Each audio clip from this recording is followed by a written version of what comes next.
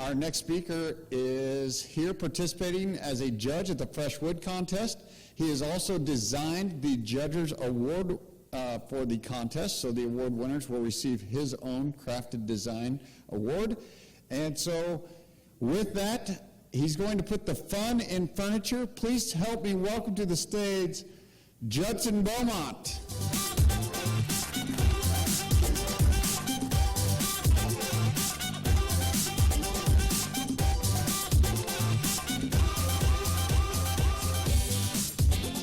From Canada, Vancouver, and apparently I haven't said A since I've been down here the whole time, so how's it going, eh? Totally A. I'm from C-A-N-A-D-A, Canada. Okay, what I want to talk about is myself and what I do. When I was a kid, I didn't really have much interest in anything. I delivered pizzas and I washed cars for a living, so that was my life. And I was the baby of the family, and my parents were getting concerned because I was about probably 17, 18, said, what are you going to do with your life? And I said, oh, I don't know, figure it out, you know. But my dad didn't have time for that. So I was getting up. I remember I was getting up, I was having breakfast, you know, it was about 12 o'clock noon, and my dad comes home. My dad never comes home. Dad's always working, right? And he comes in the house, and I'm still in my underwear, and he says, Judd, I've signed you up for art school. And I said, what? You've never mentioned, we never talked about this. He goes, no, I've signed you up. You got 3 courses. We got to leave right now because your classes are about to start. And I had long hair, and I used to draw and, doodle, I guess. But I said, I don't want to go to art school. And he goes, you're going to go to art school. So we fought a little bit. He gets me in the car. We drive down to the school. It's a university. And, we're not going to, by this time the classes had already started. So now, we've got to interrupt all the classes. So bangs on one door, nope, that's not the one. Bangs on another one, they say, yep, you can come in. So I walk in, and I look up, and there's a nude woman standing right in the middle of the room. And she winked at me. And I thought, this is art school? I'm going to give this a shot. So from that, I fell in love with it. I actually did. I painted, I print made, a lot of life drawing classes, and but I was liking it, but I wasn't going anywhere. I just thought there's got to be more to this thing. And I was doing a painting in my paint class, and I started taking wood out of the garbage and gluing it on the canvas to make it more 3D. And the teacher came up to me and says, Judge, you're not going to make it as a painter. I think you should try sculpture. And I went, what's sculpture? And I thought of, clay and banging, like chipping stone and all that stuff. They said, no, they got a full wood shop in the basement of the school. And I went, a wood shop? Well, I used to like woodworking in high school. No one, He says, oh, well, this is great. So I go down there and I said, what do I got to build? What do I got to build? They said, you can build whatever you want. And I went, anything? I said, but I'm not a good woodworker. I said, don't worry about it. Just tell them you wanted it to look ugly. And I went, well, far out. So even if I could just say I wanted the glue to spill and the nails to bend and call that my art. They said, yeah. Okay, so I did that. So I got into that class, and then I graduated from that to another art school. And I think I can start my pictures right now. Let's just see, what do we got here? Okay, so with school, what I did another version earlier, so this is the condensed version of my last talk. But needless to say, I was just making square boxes that were just cubes that with funny shapes out of them and all that. And I was inspired by an artist named Donald Judd, who made these minimal pieces, and he made millions of dollars doing that. And I thought, well, that's what I'll do. I'll just make, minimal art pieces. So I did stuff like this, okay? And that's copper and wood. And then, I'm going to go back. Oh, yeah, I can only do some TED Talk. Anyways, so from that, I did a whole bunch of them. One of the teachers at the school said, well, why don't you put them all out in the lobby of the school and, have a show? So I said, okay, so I have about 12 of these little cubes all over the place. And people started coming up to me going, how much for the furniture? I said, what? I'm an artist. I'm a minimal artist. You can't do that. And the guy says, well, I'll give you $500 for it. I'll give you $300. I'll give you $1,000. And I sold out the whole show in the art school in my 3rd year. And the teachers were mad at me. They said, what are you doing? You're not supposed to be making money. You're not even out of school yet. You haven't even suffered yet. You've got to get out there. And I said, yeah, but is it okay to call it, art or furniture? And they said, absolutely not. This is not a furniture school. It's an art school. So now, believe it or not, the same school I went to has a furniture program now. So they've moved ahead. Anyways, so that sort of got me thinking, well, maybe when I get out of art school, because there's no job when you get out of art school, believe me, I said I found a little studio and I moved in there and I was gonna finance my art career. I was gonna make normal stuff for normal people, and if they liked my weird stuff, I'd make weird stuff to pay the bills and all that. And that's how it all started. So from that, let's see what I'm going to do now. So after about 5 years of doing straight stuff, by the way, I called my company Straight Line Designs, which is kind of a weird thing. But at the time, that's all I was doing, straight boxes, straight cubes, straight pyramids, hexagons, whatever it was. And after 5 years, I got really bored. I said, I can't do another square box. I just can't do it. So luckily for me, the movie Who Framed Roger Rabbit came out. And like Alice in Wonderland, I found Alice down the rabbit hole and ended up in Toontown. And the first thing I noticed that everything kind of had a character. The buildings moved, they had eyes in them and all that. And I thought, maybe that's what I could do. I could do curved stuff. So there's the first curved piece I did. Now, of course, it's not the be-all, end-all, but everybody hated it. My friends, remember, I'm in a studio, I'm in a building that was full of artists that, we all live under one big warehouse. And they were putting me down and said, boy, you can't do that. That's not allowed. You can't make it like that. This is back in 80, maybe 90, 91. I said, well, why not? Why can't furniture be that way? And they said, you just can't do it. So I said, so I had to keep doing it to convince that I was doing the right thing. What have I got now? So now here's a typical cabinet. We've all seen these, maybe some at the show. And of course, this is my thinking on what I do now is I take what you normally should be something and I change it. So here's a version of this one. There you go. So my thinking on this is, why can't furniture sit down? It stands all day long. You go to work, you come home, it's just standing there. And you fill it full of underwear and socks. I mean, that's a pretty crappy life to have. And this is my daughter now. I put pictures of my kids in this, not to show my kids off, but to show a sense of scale. Because people have no idea, are these toys, are they full size, or whatever like that. So anyways, and the two bottom things flip up. They're actually cabinets. And everything I do, it has to be functional. All the pieces, if they've got weird drawers, they have to work. So. And that's the last picture of my daughter. She said, Dad, I'm not modeling for you anymore, so hit the road. Okay, now this one. I'm also inspired by things that you see around you. Art schools just look at things differently and all that. That's just sort of what my talk's about, looking at things differently. And I love Bugs Bunny, as we all did. And remember when he had Elmer Fudd, and he was chasing Daffy Duck through his head and blowing out the cigarette, and he's running away, and he sees these giant carrots up in Jack and the Beanstalk up at the top. So from that, I got inspired to do this piece. So, who makes a carrot dresser? But that was the fun part. Now, anybody builds, I guess we got a few builders here, right? Like, this is a wood structure, wood armature, sprayed with two-part foam, like an insulation foam, carved, and then fiberglassed. The trick was, though, I had to make the drawers first to put them in, blow the foam around it, and basically I had to try to find the drawers. So it was a real pain in the butt to do that. So, okay, this is a doghouse. So my daughter turns 10, and she says, Dad, you got to make a doghouse for the dog. And I said, no, I'm not doing that. I'm not giving in. And she said, but you got to, Dad, you got to do it. And the first thing I think of is like we all do, this is a doghouse. When you're cutting the grass, you bang into it, you got to move it out of the way. And I said, no, I can't do that. So I came up with something on wheels. I thought, yeah, wheels, you can move it out of the way, you can bring it inside or whatever. And I came up with that. So it's a pet camper, it's a trailer. And what was interesting about this piece mostly was the amount of attention I got for it. I got on Good Morning America. I was in the National Enquirer with this. I mean, everything you could imagine, which generated people following my website and emailing me and talking to me. And the biggest thing it did, it got me involved with Disney, working with them. So even though it's a silly piece and it's kind of, weird, sometimes it's good to do those every once in a while to promote your business and say, we can do the straight stuff, but we can also do something creative and imaginative. So I always tell people like that, just look at things differently, put your take on how it should look. Okay, what else have I got here? Now here's a piece I put in, because it's the dumbest thing, I personally, in 34 years I've been doing this, this is the dumbest thing. I thought I'd make puppet furniture. It's all on cables. It's easy to vacuum underneath. It's great, But it wasn't. Everybody really thought I'd lost my mind, because you'd open it up and it would just bounce all over the place.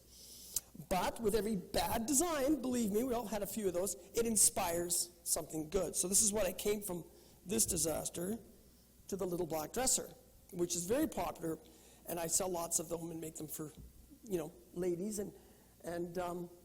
But the idea of why does furniture need legs? Why can't it hang on the wall? So that was the reason for that. So And this is the only one where men call me up and order furniture. Usually it's the women calling me up, could you make something for my daughter's bedroom, blah, blah, blah. But I get a lot of guys calling me going, I need this for a wedding gift or an anniversary gift. So. Now there you go, look at this. What is this thing? I don't even know. It's is it a pod? Is it you put your phone and it's got speakers on it. Is it a docking? Does anybody know what this is?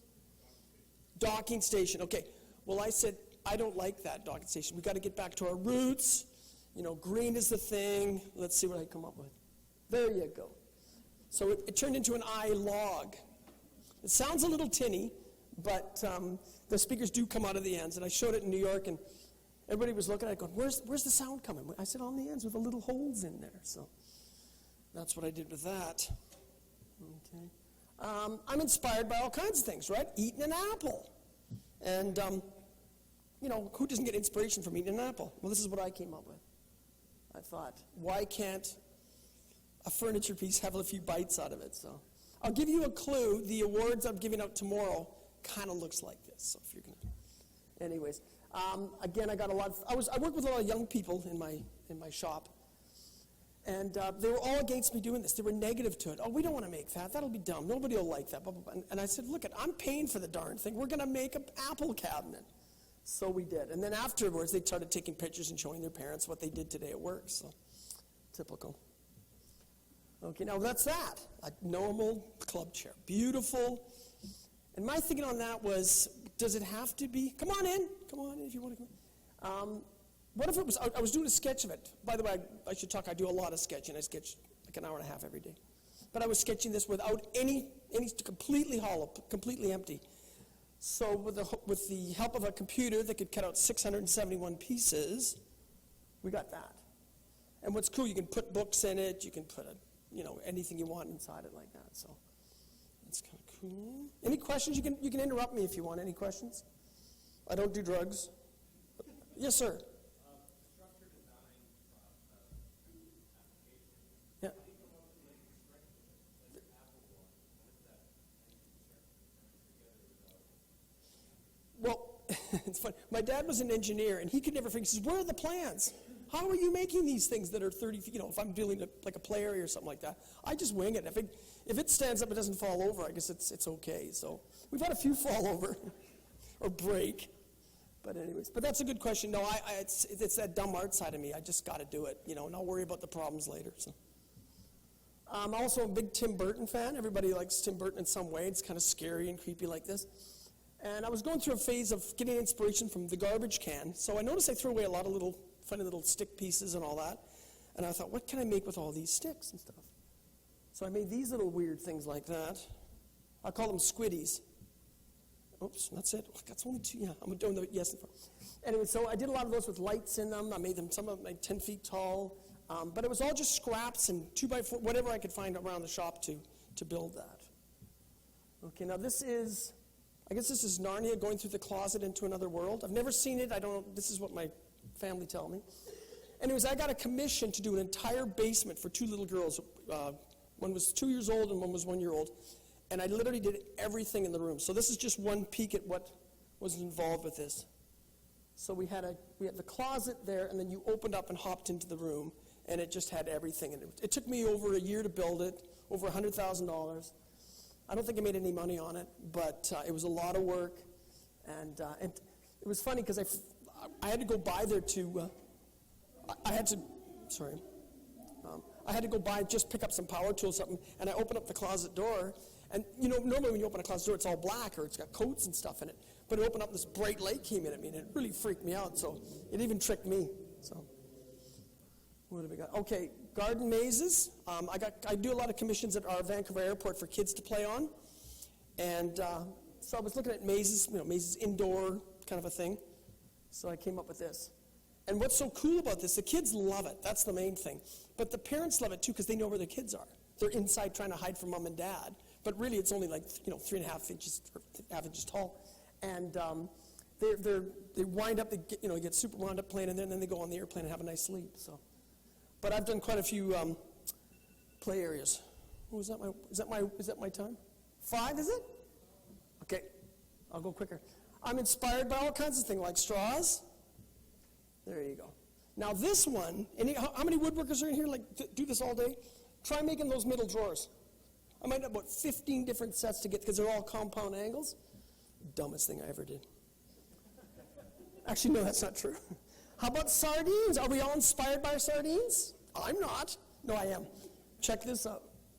So we did that. So it's peeled back, and it's got a nice soft, I was going to actually get it sewn like fish, like all in leather, but I figured I'd just do it that way. So the little champagne glass where the key is. So, Jack in the Box. What did Judd do with that idea? Let's see. Yeah, there he goes. So it bounces around. Quick story. I wanted to find the biggest spring I could, and the guy in Vancouver that makes springs, he wouldn't sell it to me. He says, "What are you going to do with that big spring?" I said, "I don't know." He said, "You're not going to jump off a roof with anything." I said, "No, I just want a spring. I'm making a piece of furniture." So I drew it for him, and he still wouldn't. He said, "See the spring, the box, the drawers." No. So I actually made the pieces. I actually made the bottom and the top, and I said, "Please, would you make the spring for me?" And he goes, "All right, I'll do it." So he did. But it's cool about it. So you make it so when you open up the doors, some people put your spring clothes in it, but don't buy that. I don't believe it for a minute. Anyway, so we get through it, and of course you open the drawers and everything bounces around. But what I didn't realize, if you push down on it, it bounces around the room, which is really cool. Unless you live in an apartment, then it's not so good. Okay, everybody loves Mickey and Minnie. Come on. Well, I got commissioned by Disneyland in Tokyo to build some one-of-a-kind or limited edition pieces. So these, transform them into furniture.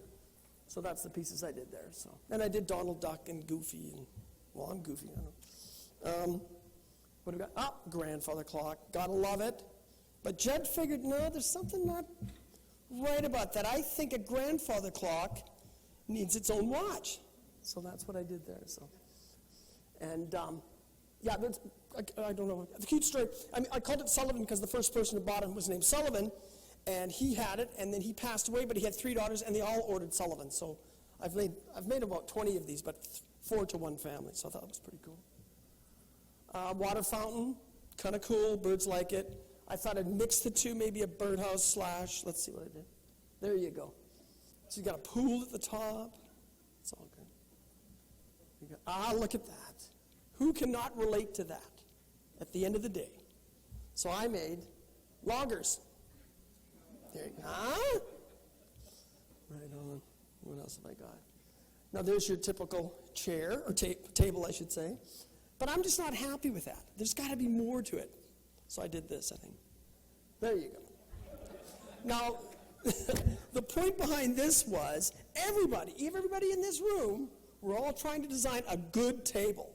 I, on the other hand, designed a bad one. So thank you very much. Here we go. Any questions? There we go. Should I stand up or you? You can. Well, Judson, thank you very much. There's no doubt, after seeing those pictures, you definitely put the fun in furniture. So earlier we had someone speak about passion, yes. And to see your passion and your skill and your artist level come to life, thank you for what you do. Thank you. And I can't wait to go to work every day. I just love what I do, and I think we should all strive for that, good or bad. It's fun to make things. So thanks for hanging out.